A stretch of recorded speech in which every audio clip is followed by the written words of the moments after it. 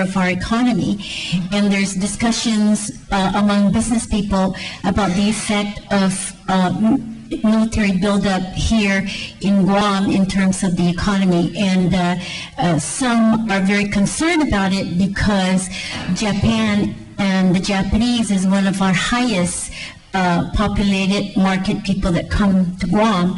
And if Japan is kicking out the military and they're coming here, would that have an impact on the Japanese market coming here for tourism? Mm-hmm. I just wanted to know if you've had any experiences in that area.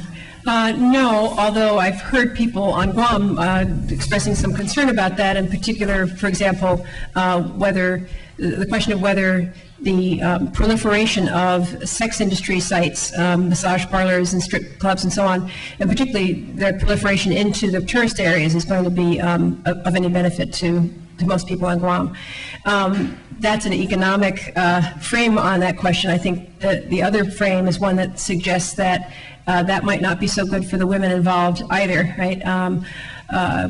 So I think there's the objectification and degradation that's involved in those kinds of industries is as important, more important than anything that we start with that.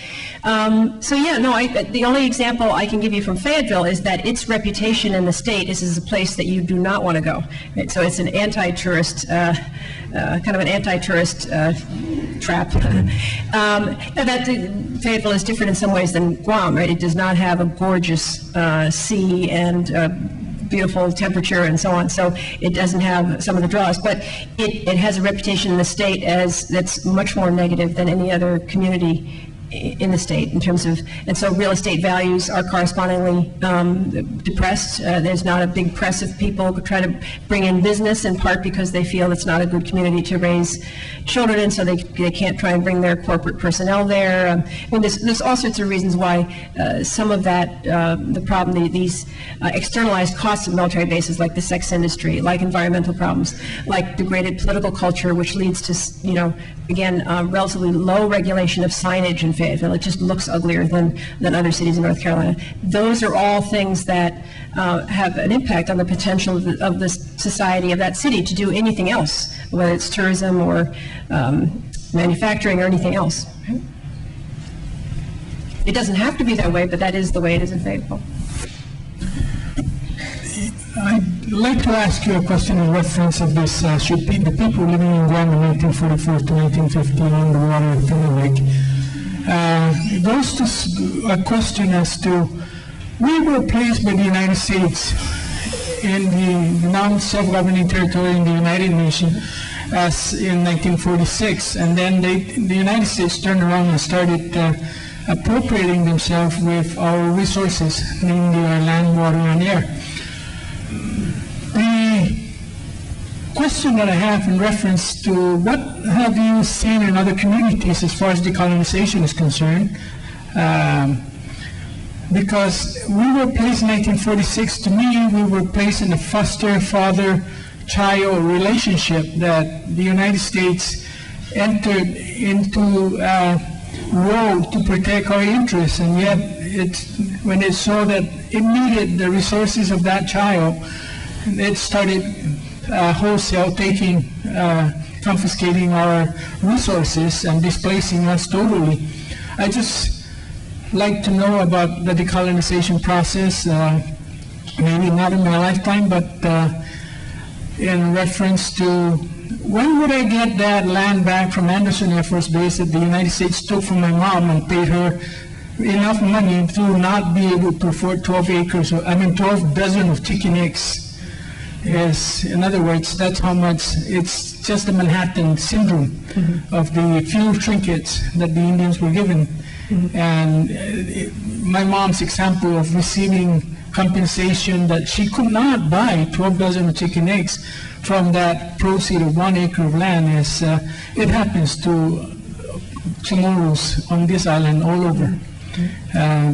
My mom is just one example, and until now I still claim that Anderson Air Force Base is not the Air Force, and it belongs to the Chamorro people, and I am very much part of that.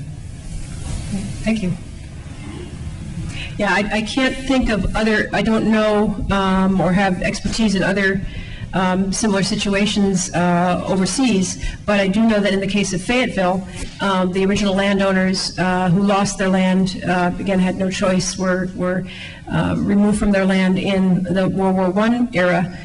They were dispersed to the winds. They are no longer, they were a community that had their own church, had their own sort of sense of place and belonging to that area, but they were very dispersed. And I think the difference between here and there is that there's clearly a very strong Chamorro identity and a sense that that frame is still relevant, and that cultural identity is a form of power that can still be used as leverage to both raise that frame and ask for land back. Okay, we'll have our last question from Justice Torres here.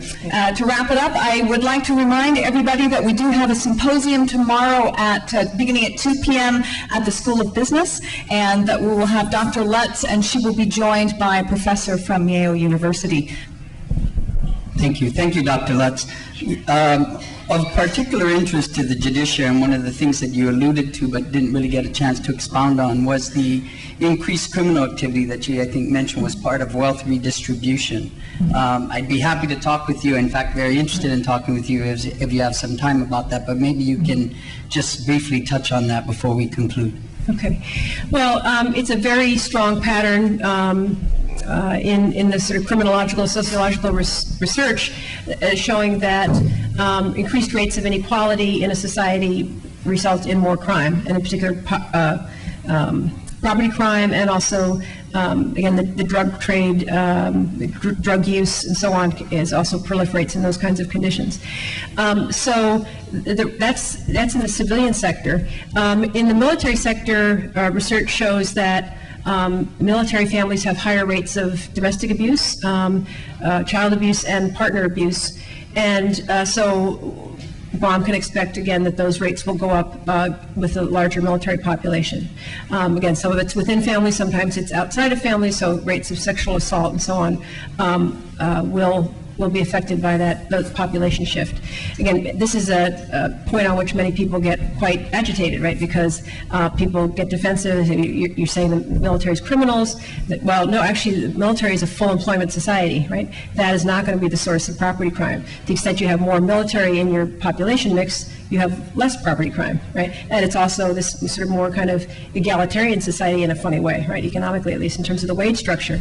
But when you look at the whole picture, the whole system, military bases are not good for the crime rate. And I know some of your leaders have been trying to think about and anticipate those rates of increase, and there is data that's relevant to it.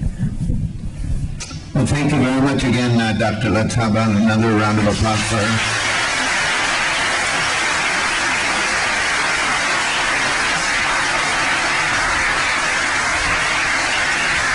Of course, Dr. Lutz is basically spending the week here with us on the island, and she has had many opportunities to speak to a number of people, and I want to, on behalf of the university, thank you again very much. Thank you. I'd like to sit down with you if I could to get the data, because